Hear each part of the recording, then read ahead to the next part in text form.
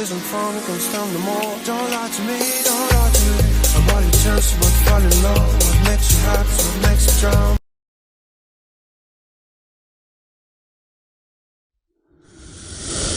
All right, guys, let's talk about ephedrine. And the reason why I bring up ephedrine is not because I'm on ephedrine now, is that what I've been seeing on the internet, and once again, things become regurgitory, and people talk about things ad nauseum because they want likes and content. Not saying I'm that kind of guy. So now, what I want to do is I have to defend a good friend of mine. His name is Mr. Ephedrine Hydrochloride, because what's happening is that he's losing face in the world is the fact that, number one, he's probably not that available. He's not around anymore. And number two is his younger brother's coming up, and his name's Manafidil, or something called Provigil. Now, keep in mind, both of these stimulants, because that's where you click the thumbnail, are basically, they've been around since the dawn of time. But what I want to do is I need to distinguish the difference between what a real go pill is for your workouts and what's something else that they're touting to be. So now, once again, I have experience with both compounds. And what I want to start the conversation is that you have to understand that there's ephedrine sulfate, and then there's ephedrine hydrochloride. Now, obviously, I'm going to get my chemist wizards out there. They're going to be saying, well, it's the molecular weight. Oh, let me explain something. I've been doing this longer than you've been alive, whoever you might be listening to this. Even if you're 90, I've walked the earth forever. All right, that's another story, once again, like I always say, for another day. So now ephedrine sulfate is available if you're in the continental United States, it's available in your local pharmacy. Once again, I always talk about legal things and litigation and always be guided by the most recent laws that are out there. You can purchase Bronchate or a Primatene mist. Now, understand the formulation is going to be a duality in a way of ephedrine sulfate plus something called guaifesin. Now, it's contingent on how much guaifesin they put in. I don't know if it's 200 mgs or 400 mgs. It might differ depending on the product. All I'm saying is that the reason why they ask you for your license, if you don't know, is that whenever it comes to ephedrine, is that it is the precursor or a base, if you're a cook or a chemist, to make methamphetamines. Now, obviously, there's an epidemic of all things, but once again, amphetamines is one of them. So they try to control the fact that you can buy these products. Because if you went in there and there was no control, give me 700 Bronchates. So obviously, it's either you're trying to, cure asthma for the world, or you're cooking something in your basement. So keep in mind, ephedrine sulfate, you have to know the laws behind it, and you have to provide documentation if you're going to use it. But all I'm trying to say is that if that's going to be your go-to for your pre-workout or weight loss, and once again, when it comes to ephedrine, just as an aside, I do not believe that you should take it in micro doses or dosages throughout the day. It should be a one-time hit before your workout. And once again, quote unquote, it's a go pill for you to maximize your workout and your training. All right. And I do a video on training. I think you get something out of it when it comes to gym aliens and the other one that I did. All right. So once again, very serious content.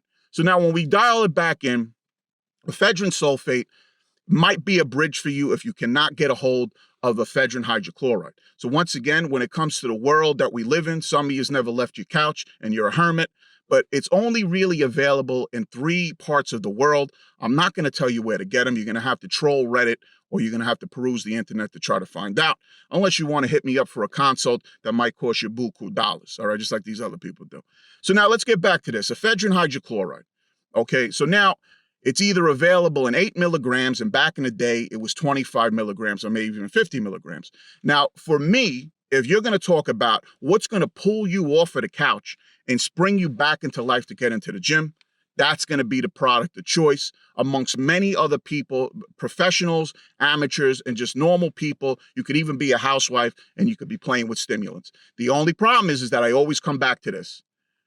You got to watch your blood pressure. You got to watch your hydration. Once again, some of you have comorbidities and your heart might pop on the spot. Now, keep in mind, why did ephedrine hydrochloride come off the market? Because remember, depending on how old you are, you could have walked into a 7-Eleven and you could have bought something called mini thins, which was ephedrine hydrochloride. So now what happened is that once again, people aren't that smart or well researched, is that this is what happens. I'll give you the hypothetical and all the points of interest. You're playing a sport. It's 100 degrees out. And it's a very vigorous sport. And what happens is that you push the envelope on the stimulants. So what happens is that you're playing this sport, full contact, whatever it is. And basically your heart pops because it couldn't take the stress, plus the electrical things that are going on in your heart. That's another reason why you can have a heart attack, to try to keep it casual, is that your heart pops and you die on the spot. So what was happening is that ephedrine was available, and they were cross-correlating that this was the problem. This drug is killing people, blah, blah, blah. Okay, and there is some truth to that. There's no doubt about it. But also, once again, I got to get a little cryptic, and we got to go into the archives.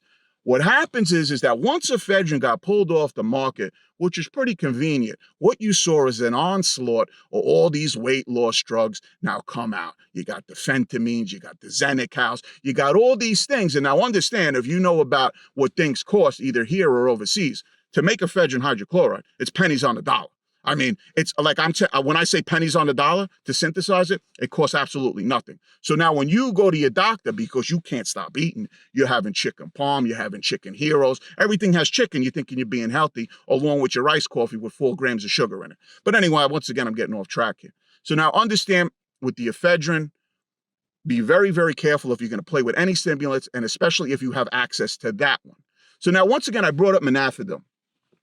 Now, I don't want to go too deep into the well on Manafidil, but what I will say is that if you have something called shift work disorder in conjunction with sleep apnea, and plus there's other indications for the drug, is that might be something for you to stay awake. But if you're, now I need you to understand, I don't want to go into half-lives because this could be a long conversation, and I got plenty of things to do besides talk to you. So what it is that you're looking at a half-life. So now with ephedrine, we could argue, even though this gets argued all the time, is that from 4 to 6 hours, we talk about where the serum concentration is there and you're able to train. I would argue if you're training, it lasts about an hour to an hour and a half. But once again, it's in your system. It starts to dissipate throughout the night. And then you could probably get to bed if you weren't a maniac and a stim junkie and you took too much. All right. So once again, we talk about personalizing your medication and titration. So now, when we look at these other stimulants, such as Manafidil, because they're under a umbrella or a class of these stimulants.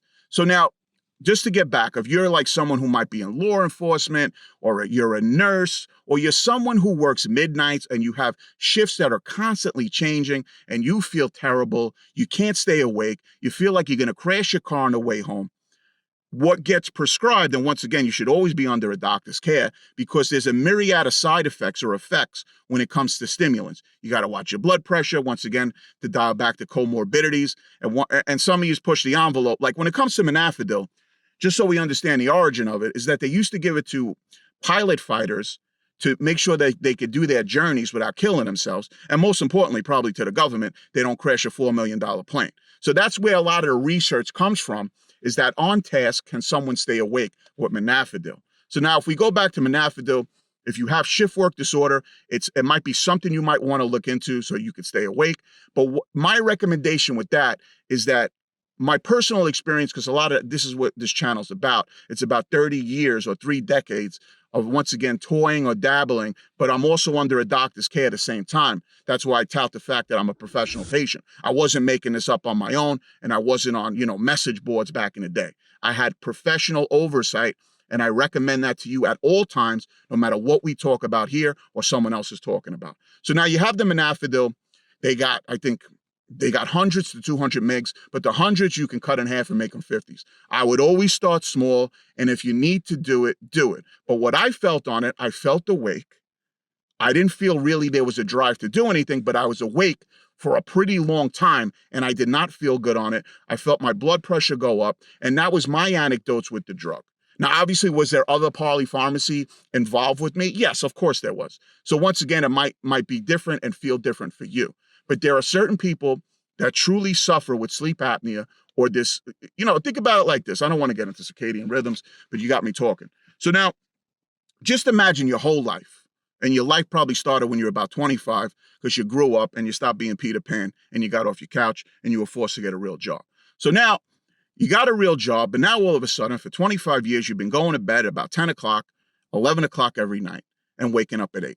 Now, all of a sudden, there's been a shift in your world where you now work at 11 o'clock at night till 7 in the morning. So now, don't you think your body clock or your circadian rhythm, or we get into jet lag, et cetera, won't you think that that's going to have a toll on your body? And what I would recommend as an aside if there's a little bit of a bump in pay from either 7, 10,000, whatever it might be, and you know who I'm talking to, I would highly advise you to work during the daytime, get some sun in your life, and forget about working nights. Now, once again, a lot of jobs require you to work all different kind of hours, and it's inhumane to work for that many hours at that time. And once again, people use the D word, and it's not what you're thinking. It's called deleterious, right? Another word that's been used over and over again on the internet, and I know who to blame. But anyway, so what I want to say is that, look, be very, very careful with these stimulants, okay? The gold pill, in my opinion, if it's still accessible, and it's not my recommendation, if you're interested in training, should probably be vitamin E.